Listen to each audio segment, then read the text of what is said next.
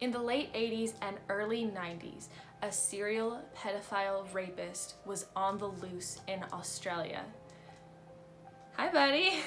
That was fast. He's in here early. Hello. Sorry about that. So, in the late 80s and early 90s in Australia, a serial pedophile rapist was on the loose. He attacked at least 3 girls that we know of and possibly even moved to murder a 4th. While the acts that he did to these children was extraordinarily cruel, he was often described as calm, kind, and even gentle by some of the victims. He would break into homes with his face covered in a balaclava that was either black or dark blue with white stitching around the eyes and the mouth, and abduct these young girls from their homes. So who was Mr. Cruel? Hey guys, welcome back to True Crime Mystery Wednesday. I'm Coco, and every Wednesday I sit down and talk about one real-life unsolved true crime. I can speak, sorry. Full disclosure, I actually already filmed this video, and I'm filming it again because I filmed in a different area of my home, and the background noise when I went to edit was just insane. So I'm having to film all over again. Hopefully this room is a little bit quieter and we can get the story done. The first known attack by Mr. Cruel was on August 22nd of 1987. He broke into a family home at about 4 in the morning by removing a pane of glass on a window in the home and coming in armed with a knife and a gun.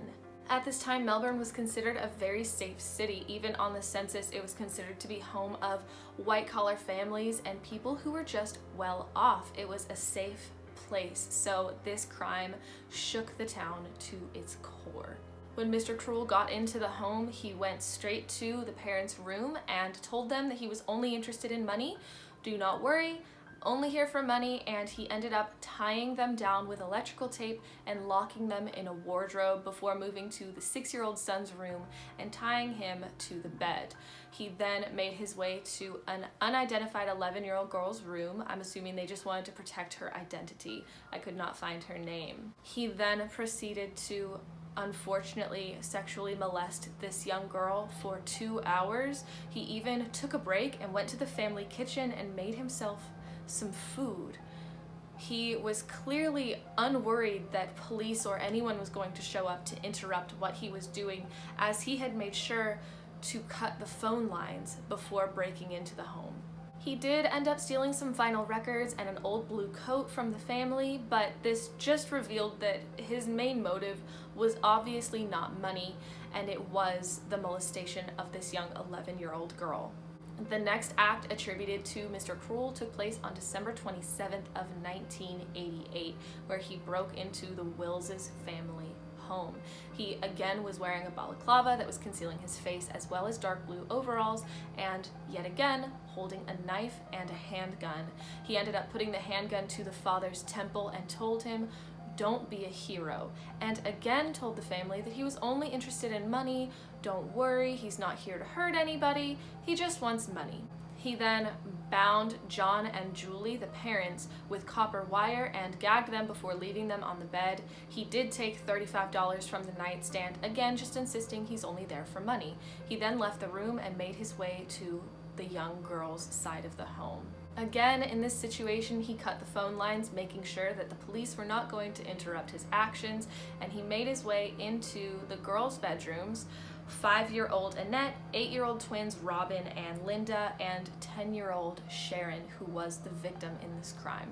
He ended up calling Sharon out by name, indicating he was either following her, stalking her, knew her somehow, or had just read about her in the paper because the family had suffered a house fire about 6 months prior and their names were all over the news. He then proceeded to tape her eyes shut, put a ball gag in her mouth, and abduct her from the family home. Thankfully, though, she was found 18 hours later, unharmed, in green trash bags. She was found on the school grounds of Bayswater High School. She did recollect the home that she had been kept in for those 18 hours, but we'll get to the details of that in a moment because there is another abduction where this other little girl knows details of the home as well. July 3rd, 1990 in Canterbury, Mr. Cruel struck again by breaking into a family home and abducting yet another young girl.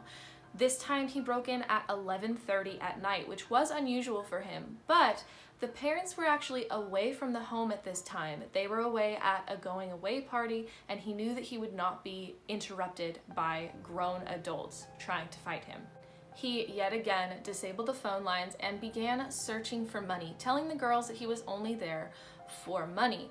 He taped the eyes shut of Nicola, who was 13 years old, and told her sister Fiona, who was 15, that he was only there for a ransom. He was going to kidnap the sister, but don't worry, I only want $25,000. But he didn't give Fiona any way of contacting him or even getting him the money, any kind of address, nothing. He just told her he was there for the money and abducted young Nicola. Now, with this abduction, it actually seemed that Mr. Cruel was getting more and more confident that he was able to keep the girls for a longer period of time, and he ended up keeping Nicola in his home for about 50 hours, molesting her regularly during this time.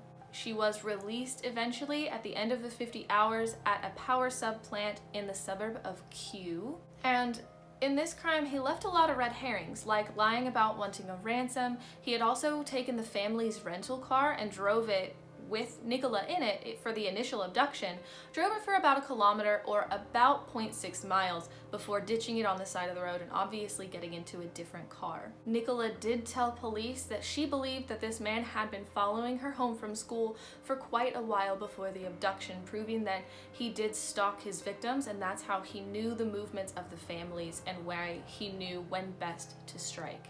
And there is yet another possible victim of Mr. Cruel, although it is not confirmed because this one did not end the same as the others. This little girl's life was unfortunately taken from her. On April 13th of 1991, young Carmen Chan, who was only 13 at the time and attended the same school as the last victim, was abducted by a man.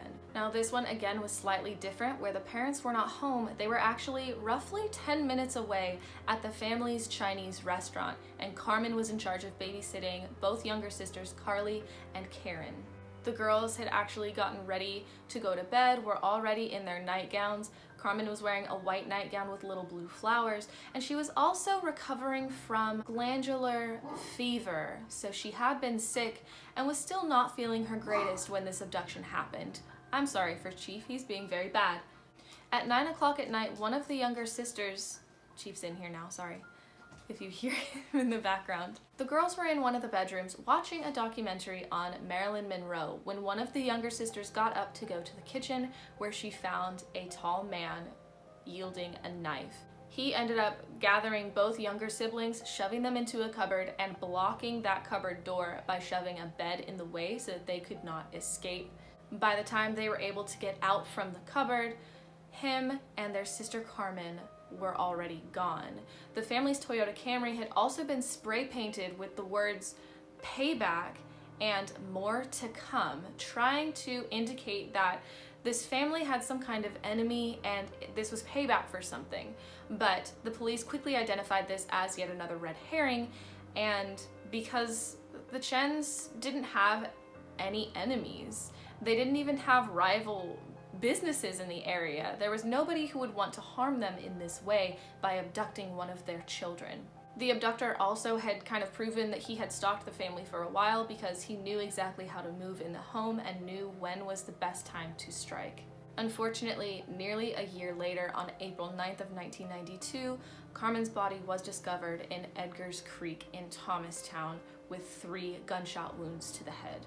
The girl's mother ended up telling detectives that she believed her daughter would not have gone quietly and would have fought fiercely, and it is theorized that she possibly had gotten the mask off of this man and he felt like he had no other choice than to dispose of her. And even the method that he killed her, the 3 gunshot wounds to the head, is a very execution type way of taking somebody out, as if He knew he didn't have a choice and wanted to do it in the quickest, most effective way possible. Now, detectives say that there is simply not enough evidence to definitively tie this case as one of Mr. Cruel's, but they also cannot rule it out. There's simply just no evidence pointing one way or the other, but it is a possibility, and seeing how Mr. Cruel was slowly getting more and more confident with the way that he was doing things, maybe it did escalate to the point where he ended up killing somebody. This was the last victim, most likely, of Mr. Cruel, and if the theory is correct, where the girl ended up taking his mask off and he felt like he had no other choice but to kill her, maybe that's why he stopped doing what he was doing. I would kind of think that he's kind of traumatized that he had to take this person out, because clearly he cared for these girls. He didn't want to hurt them or kill them. Granted, he was molesting them, but it's odd because, like I said earlier, he was kind of viewed as gentle, and there's more information on this in just a second that we'll get into, but I do think that he truly cared for the girls and he didn't want it to end in a way that would end their lives. And maybe if he was forced to do that with this one, it was enough to make him stop doing what he was doing. So, Mr. Cruel was believed to have been videotaping and taking photographs of his molestation of these girls. It's believed he was possibly working as a part of a collective to get videos and pictures out of child pornography and circulating them maybe on the dark web. Detectives believe that he is still alive and out there, still dealing or working with child pornography. Even if he stopped abducting girls, he's still in that lifestyle. He still has that fetish and that pedophilia nature. He is also very much a planner. He did not ever do anything until he knew that he could control the entire situation. It's theorized that he was stalking these girls and stalking the families so that he would know the perfect time to strike and exactly how to strike. The two victims that were abducted, Nicola and Sharon, both had information about the home that they were kept in during the abduction. They both said that they were shackled to a bed and made to wear a neck brace. They also said that they heard what sounded like airplanes landing nearby, indicating that it was possibly near an airport of some sort. Nicola even went as far as to describe Mr. Cruel as about 5'8", and he had reddish brown hair. The bedroom and the bathroom that the girls were kept in were very clean and meticulously well kept. Both Sharon and Nicola said that they were bathed and cleaned, fingernails clipped, and even teeth brushed before released back out into the world. One of the girls even said that he washed her like a mother would wash a baby, just extremely gentle and calm. They both also stated that anytime he would come into the room, he was wearing that balaclava that was either black or dark blue and that had the white stitching around the mouth and the eyes, so they never got a good view of his face. Police ended up searching up around 30,000 homes that were near airports that they suspected could possibly be where the girls were being kept. They also interviewed around 27,000 suspects. None of this led to any information on who Mr. Cruel was or where he was doing these deeds. Victoria police even put out a reward of $300,000 for any information that could lead to the discovery and arrest of Mr. Cruel, and in April of 2016, that was even upped to $1 million in reward. So far, the search has cost approximately $4 million. These police and detectives are doing everything in their power to find out who this man was. Even though he's not active right now, at least to their knowledge, they want to know who he was. There are a few theories on who this man could have been. The leading theory is that he was a school teacher. Two of the girls, Carmen and Nicola, actually attended the same school, so it's theorized that he could have been a teacher at that same school. Further evidence of this is that the attacks only took place during school breaks or holidays, but you could also say that he attacked during those times because that's when the girls were most likely at their homes. Nicola did say that he told her to bring her school uniform during the abduction, and After she was bathed and cleaned at the home, he put her in those clothes to release her back out so that she would not be naked when she was released. Unlike the first victim, where he was a little bit less planned and he released her in a green garbage bag, he still wanted to cover her up and protect her without them having the possible trace evidence that would be on their clothes that they were abducted in. If there were any car fibers or carpet fibers, any kind of thing that could lead to his discovery. Obviously, another main theory is that he was a pornographer. He was videotaping and photographing these girls while molesting them. Both girls, when they were abducted, remembered waking up and seeing a tripod for a camera at the base of the bed. So he was taking evidence of the things he was doing. Whether he was circulating it or not, he at least was keeping it for himself. One very odd thing about this crime, though, is police have come forward and admitted that they have lost some evidence for these crimes, including a piece of tape that was used to bind one of the girls during abduction, and it possibly had DNA evidence from Mr. Cruel on this piece of tape, and it went missing. So was he a part of the police force? Did he have friends in high places or in the police force that could cover for him? Was the pedophilia ring that he was running with, were one of them in the police force? I don't know, but it's very odd that they would lose a main piece of evidence that possibly had his DNA on it. There is one main suspect in this case. His name is Brian Allen Elkiner, and between 1972 and 1974, he assaulted 6 women, including 1 student. He was a lecturer in French literature. Since he has been named suspect, he did something suspect.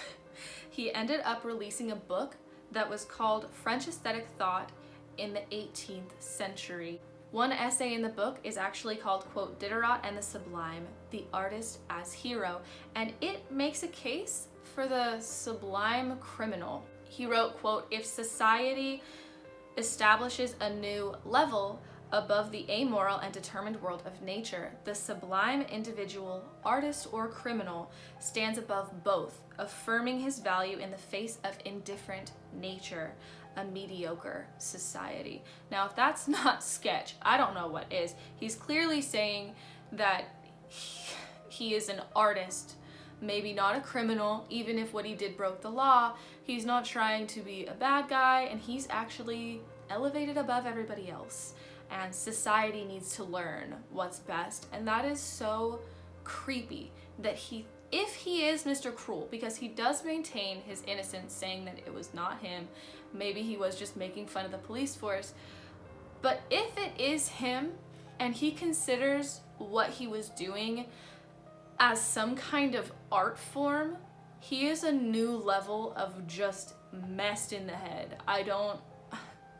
That's just disgusting to me, thinking that that kind of child pornography, molesting young girls, possibly even prepubescent,